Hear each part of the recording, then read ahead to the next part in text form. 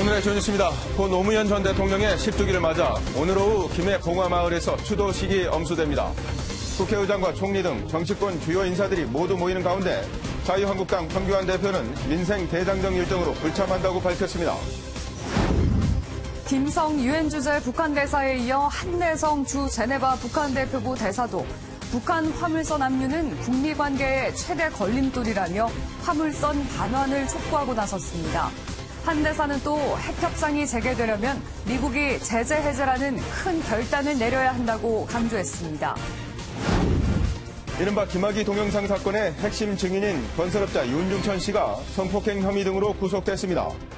윤 씨의 공소장에 함께 성폭행을 한 혐의로 적시된 김학의 전 법무차관에 대한 수사도 급물살을 탈 것으로 보입니다. 자유한국당이 패스트트랙에 대한 민주당의 사과와 원천 무효를 국회 복귀의 조건으로 내건 가운데 민주당은 사과는 물론 고소도 철회할 수 없다고 맞서고 있습니다. 여야가 공감대를 형성했던 국회 정상화에 대한 협상은 당분간 교착 상태가 이어질 것으로 보입니다. 국책연구기관인 한국개발연구원이 우리나라 올해 경제 성장률이 2% 초반까지 내려갈 수 있다고 전망했습니다. KDI는 기준금리 인하 필요성까지 제기했습니다. 오늘도 한낮에는 최고 기온이 33도까지 오르는 등 여름 날씨가 이어질 전망입니다.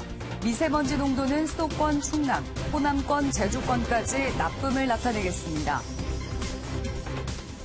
안녕하십니까. 굿모닝 햄벨입니다. 김학의 전 법무부 차관의 뇌물수수와 성범죄 의혹 수사의 핵심 인물인 건설업자 윤중천 씨가 별장 성접대 사건이 처음 드러난 2013년 7월 이후 6년 만에 다시 구속됐습니다. 윤 씨가 강간치상 등의 혐의로 구속되면서 김 전 차관에 대한 성범죄 의혹 수사도 속도를 낼 전망입니다. 김지영 기자입니다. 두 번째 영장 심사를 마친 윤중천 씨가 취재진의 질문에 입을 다문 채 법원을 나옵니다. 오피스텔에서 성폭행한 혐의 인정하십니까? 법원은 어젯밤 늦게 윤 씨에게 구속영장을 발부했습니다. 재판부는 주요 범죄 혐의가 소명되고 사안이 중대하며 증거인멸의 우려가 있다고 구속 사유를 밝혔습니다. 지난달 19일 첫 번째 영장이 기각된 지 한 달여 만으로 서울 동부구치소에 대기하던 윤 씨는 곧바로 구속 수감됐습니다. 첫 번째 영장 심사 때는 사기 혐의가 적용되는데 이번엔 윤 씨에게 강간치상과 무고 혐의 등이 새롭게 추가됐습니다. 검찰은 윤 씨가 지난 2006년 무렵부터 피해 여성 이모 씨를 성폭행하고 김학의 전 차관 등과 성관계를 맺도록 강요해 이 씨가 외상 후 스트레스 장애를 겪었다고 판단하고 있습니다. 윤 씨 측은 자유분방한 남녀 간 만남이었다며 강간치상 혐의를 부인하고 김 전 차관의 범죄 사실에 대해선 가장 자연스럽게 이뤄진 성관계였다고 주장했지만 법원은 이를 받아들이지 않았습니다. 이미 구속된 김 전 차관이 진술을 거부하고 있는 상황에서 윤 씨의 신병이 확보되면서 김 전 차관에 대한 성범죄 의혹 수사도 급물살을 탈 것으로 보입니다. MBN 뉴스 김지영입니다. 오늘 고 노무현 전 대통령의 서거 10주기를 맞아 정치권 인사들이 봉화마을에 총집결합니다. 이해찬 더불어민주당 대표 등 여야 4당 대표는 참석 의사를 밝혔지만 황교안 자유한국당 대표는 불참 소식을 전했습니다. 이동석 기자입니다. 새로운 노무현이란 메시지를 내세운 고 노무현 전 대통령 10주기 추도식이 오늘 오후 2시 봉화마을에서 열립니다. 노 전 대통령이 틔운 민주주의의 싹을 결실로 맺어야 한다는 뜻으로 정치권 인사들은 앞다퉈 노 전 대통령을 회상했습니다. 정직하고 성실하게 땀 흘려 일하는 사람들이 당당하게 성공하고 대접받는 시대로 가야 한다고 생각합니다. 과연 그 당시에 노무현 대통령을 흔들었던, 평멸했던, 조롱했던, 턱없이 왜곡했던 그 사회구조는 지금 개선되어 있는가? 재임 중 8차례 정상회담을 함께한 조지 W. 부시 전 미국 대통령은 직접 그린 초상화를 들고 방한했습니다. 전직 미국 대통령이 추도식에 참석한 건 이번이 처음입니다. 인간적인 신뢰도 많이 쌓았다고 이제 얘기를 제가 들었습니다. 문재인 대통령은 현직 대통령으로선 추도식에 참석하지 않겠다며 약속을 지켰고 황교안 자유한국당 대표는 민생투쟁 대장정을 이유로 불참하는 대신 최고위원 등을 보내 애도를 표하기로 했습니다. MBN 뉴스 이동석입니다. 여야 정치권이 극한 대치를 벌이면서 불거진 자유한국당 해산 청와대 국민청원이 역대 최다인 183만 명을 넘어 만료됐습니다. 청와대 국민청원은 20만 명 이상의 동의를 얻으면 청와대나 관련 부처가 한 달 이내에 답변해야 해 어떤 대답을 내놓을지 관심이 쏠립니다. 경남 거제에서 서울로 향하던 시외버스가 출발 직후 승용차를 들이받았습니다. 그런데 사고를 낸 버스 기사는 혈중 알코올 농도 0.209%로 만취 상태였습니다. 만약 이 버스 기사가 고속도로를 달리다 사고를 냈더라면 자칫 대형 사고로 이어질 뻔했습니다. 연장현 기자입니다. 캄캄한 밤 차선을 물고 달리던 시외버스가 신호대기 중이던 승용차를 들이받습니다. 들이받친 차량은 충격을 이기지 못한 채 도로 한쪽으로 튕겨나갑니다. 거제에서 서울로 가려던 시외버스가 출발한 지 7분 만에 사고를 내는 모습입니다. 이 사고로 승용차에 타고 있던 박모 씨 등 2명이 다쳐 병원 치료를 받았습니다.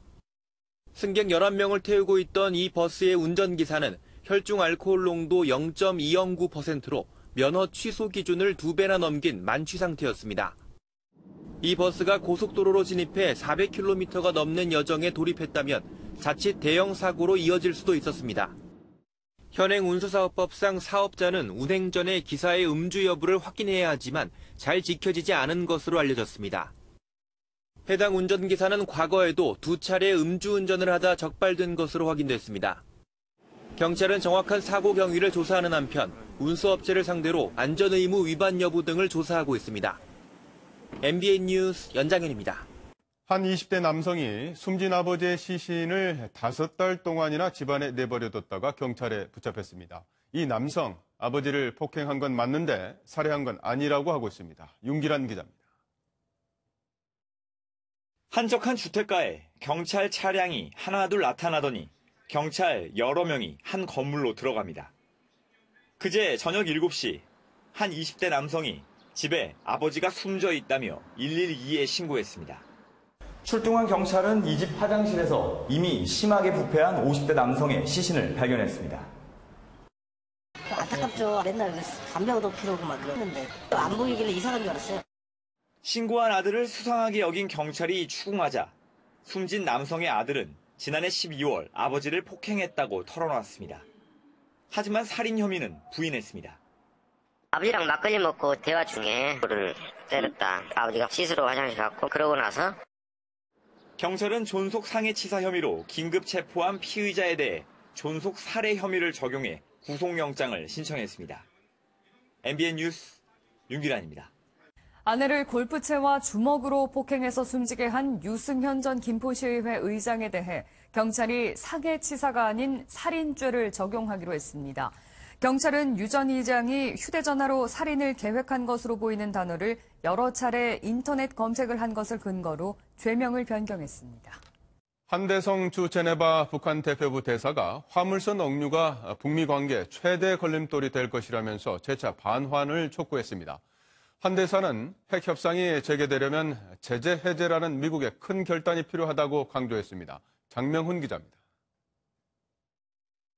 미국 로이터 통신과 인터뷰에 나선 한대성 주 제네바 북한 대표부 대사. 한 대사는 북한 화물선 와이즈 어니스토호를 미국이 지난 11일 압류한 것이 북미 관계 최대 걸림돌이라고 밝혔습니다. 김성 북한 유엔 대사가 기자회견을 연 지 하루 만에 재차 반환을 촉구하고 나선 겁니다. We are condemning in strongest terms this act of dispossessing of our cargo ship. Because this incident is early product of extreme hostile policy of the United States against DPRK.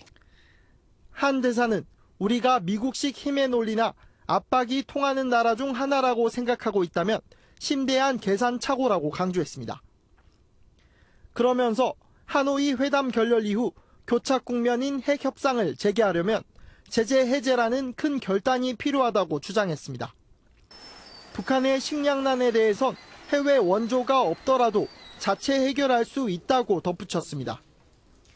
북한 해외주재공무원의 이딴 공개 입장 발표는 미국에 밀려서는 안 된다는 북한의 위기감에서 비롯된 것이라는 관측이 나옵니다. 하지만 북한의 거듭된 반환 요구에도 미국은 제재 유지라는 원칙을 유지한다는 입장입니다. MBN 뉴스 장명훈입니다. 지난해 BMW 차량에서 잇따라 화재가 발생해 대대적인 리콜이 진행됐죠. 감사원이 들여다봤더니 국토교통부 등 관계당국의 늑장 대응이 사태를 키운 것으로 나타났습니다. 주진희 기자가 보도합니다. BMW 차량 화재 사태 당시 초기에 국토교통부와 환경부 등 관계 당국의 대응이 미흡했던 것으로 확인됐습니다. 감사원의 감사 결과 BMW 차량 화재와 관련한 언론 보도는 2015년부터 매달 이어졌습니다. 2017년에는 차량 화재 CCTV 영상 등 상세한 신고가 있었지만 국토부는 조사에 나서지 않았습니다. 같은 해 BMW 측이 차량 화재와 원인 등 관련 자료를 제출했지만 교통안전공단은 이를 국토부에 제출하지도 않았습니다. 사태를 조기에 해결할 기회가 여러 차례 있었는데도 사실상 방치한 겁니다. 국토부의 해결 방법도 지적을 받았습니다. 국토부는 당초 회사 측의 반발을 이유로 제작 결함이 있는 106만여 대에 대해 리콜 조치 대신 자동차 관리법에도 없는 공개 무상 수리를 권고한 겁니다. 리콜 사후 관리도 문제가 됐는데 리콜 대상으로 지정된 차량 7천여 대가 추가로 판매된 것으로 추정됩니다. 국토부는 감사 결과를 겸허히 받아들이겠다며 판매된 차량 7천여 대에 대해서 사실을 확인한 뒤 추가 리콜을 할 방침이라고 밝혔습니다. MBN 뉴스 주진입니다. 자금력이 부족해 주거에 어려움을 겪는 2030 청년들을 위해 정부가 저금리의 전월세 대출 상품을 지원해주기로 했습니다. 연 2%대 금리로 월세까지 대출이 가능해집니다. 엄혜림 기자입니다. 대학 입학과 함께 자취 생활을 시작한 김현지 씨는 학기 중에도 아르바이트를 계속했습니다. 월세와 생활비 둘 다 벌려면 어쩔 수 없는데 정작 학점 관리가 잘 안 돼 고민입니다. 그 월세와 생활비를 충당하려면 그냥 알바 하나로 뛰어서는 안 되거든요. 알바를 2개 이상 뛰어야. 청년들의 주거 비용은 평균 보증금 560만 원에 월세 30만 원 수준. 대학과 직장이 몰린 수도권은 훨씬 높습니다.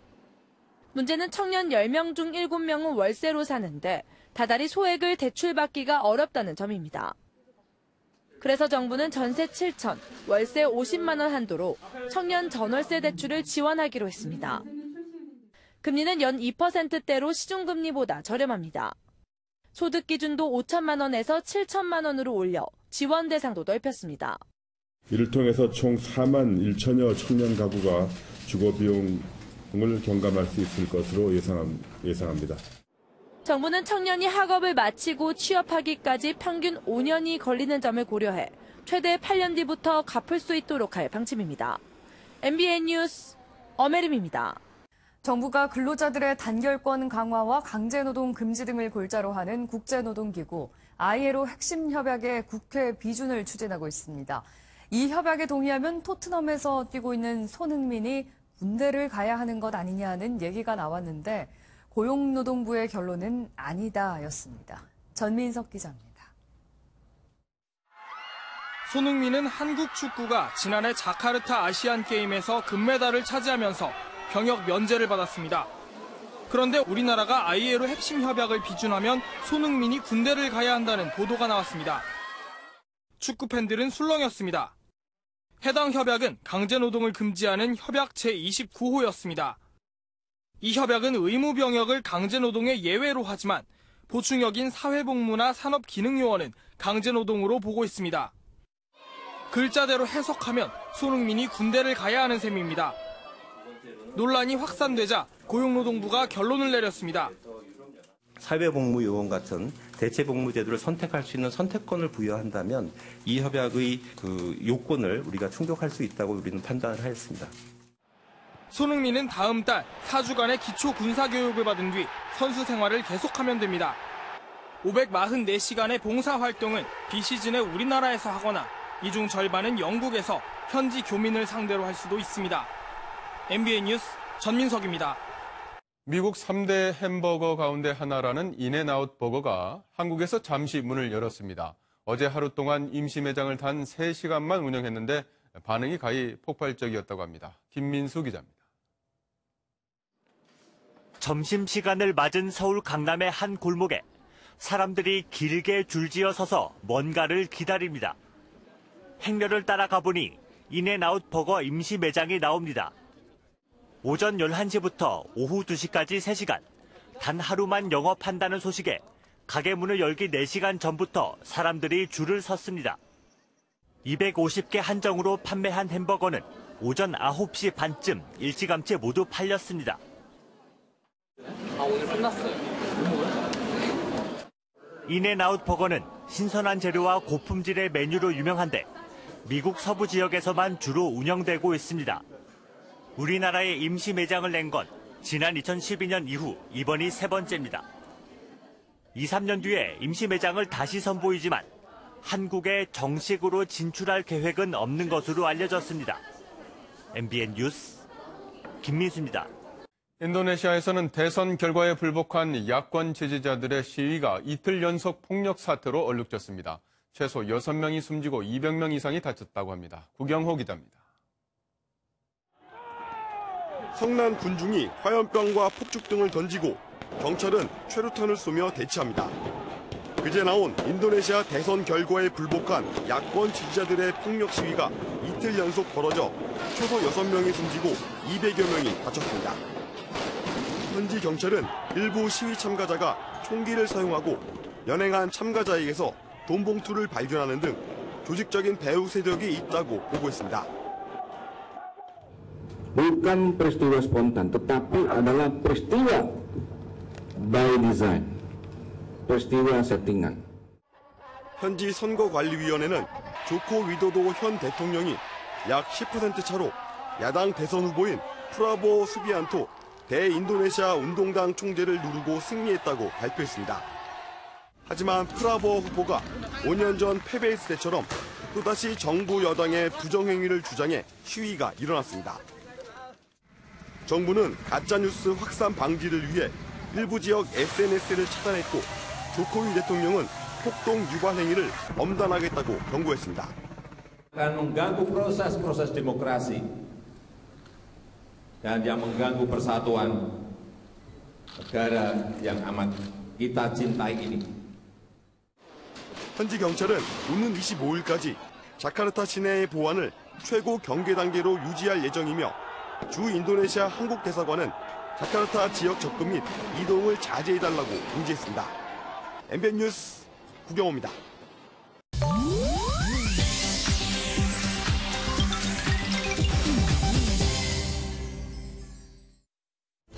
인터넷 와글와글입니다. 한 초등학교의 수희 아저씨가 은퇴식에서 왕이 됐다고 하는데요. 과연 어떤 사연일까요? 미국 조지아주의 한 초등학교에서 12년간 수위로 일해온 존 로켓 씨. 항상 웃는 얼굴로 한결같이 일해온 그의 마지막 근무날, 학생들은 한마음으로 은퇴식을 준비했습니다. 바로 그를 왕으로 만들어주는 것. 왕관에 망토까지 두른 로켓 씨의 모습에서 아이들의 사랑이 느껴지는데요. 감사패까지 받고는 눈물을 터뜨렸다는 로켓 씨. 건강하게 오래오래 사세요. 어제까지 닷새간 무려 130개의 토네이도가 미 중부를 덮쳐 피해가 속출했습니다. 우박에 폭우까지 동반한 이 토네이도로 최소 3명이 숨지고 주택 100여 채가 무너졌다는데요. 지구온난화로 해수면 온도가 높아지며 수많은 토네이도가 만들어졌다고 합니다. 온난화로 인한 기상이변이 속출하고 있는 요즘 모두가 경각심을 갖고 대책을 마련할 필요가 있어 보입니다. 남편을 구하려고 아내가 불 속에 뛰어들었다가 함께 숨지는 안타까운 사고가 일어났습니다. 어제 새벽 광주광역시 대인시장 안에 있는 주택 3층에서 불이 났는데요. 거동이 불편한 아내가 1층까지 내려와 이웃에게 불이 난 사실을 알리고 남편을 찾아 다시 올라간 뒤 내려오지 못한 겁니다. 이후 소방대원이 도착해 10분 만에 진화됐지만 부부는 3층 화장실에서 나란히 숨진 채 발견됐는데요. 아내를 살뜰히 보살펴왔다는 남편과 남편을 구하기 위해 불길로 뛰어든 아내의 애틋한 사연이 알려지자 누리꾼들의 애도가 이어지고 있습니다. 앞으로는 영국에 입국할 때 자동 입국 심사를 이용해 대기 시간이 크게 줄어들 걸로 보입니다. 영국 정부는 20일부터 런던 히스로와 게트윅 공항 등에서 한국인 등을 대상으로 자동 입국 심사 제도를 적용했는데요. 입국 심사 시간이 크게 줄어 300여 명을 심사하는데 20여 분밖에 걸리지 않았다고 합니다.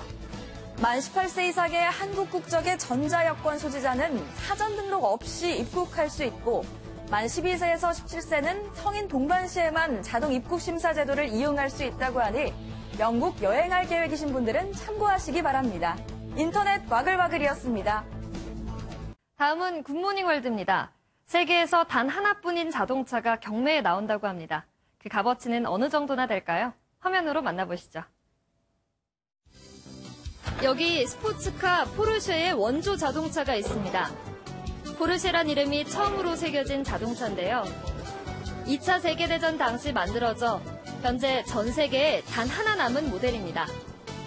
올 여름 미국 캘리포니아주에서 열리는 경매에 붙여질 예정이라는데요. 복원 작업을 거쳐 처음 선보이는 거라고요. 예상 낙찰가만 238억 원. 전문가들은 포르쉐 자동차 경매 역사상 최고가를 경신할 거라고 내다봤습니다. 서로의 존재를 전혀 모르고 살았던 두 형제. 할아버지가 돼서 수십 년 만에 만났다는데요. 또 다른 핏줄을 만난 그 기분은 과연 어떨까요? 프랑스에서 살고 있는 이 할아버지 안드레 간투아는 수십 년간 잃어버린 형제를 찾고 있었습니다. 그리고 얼마 전 자신의 DNA와 일치한 사람을 찾았는데요. 그의 핏줄을 지닌 또 다른 형제는 미국 사우스캐롤라이나주에 살고 있었습니다. 두 형제의 아버지는 2차 세계대전 당시 총상을 입었고 당시 아버지를 간호해주던 간호사 어머니와 사랑에 빠져 두 형제를 낳았다고 하는데요. 오랜 기간 서로의 존재를 전혀 몰랐던 이 둘. 이제라도 다시 만날 수 있게 돼 참 다행입니다. 한때 천하를 호령했던 영국 빅토리아 여왕. 그녀의 삶을 담은 박물관이 문을 엽니다. 화면으로 함께 보시죠. 이곳은 영국 빅토리아 여왕의 흔적을 담고 있는 박물관입니다. 영국 켄싱턴 궁은 이번 주 금요일부터 빅토리아 여왕에 대한 특별 기획전을 준비했는데요. 빅토리아 여왕이 입었던 옷과 인형, 당시 착용했던 집기들까지 여왕이 되기 전 그녀가 살아온 흔적들을 고스란히 담고 있다네요. 지금까지 굿모닝 월드였습니다.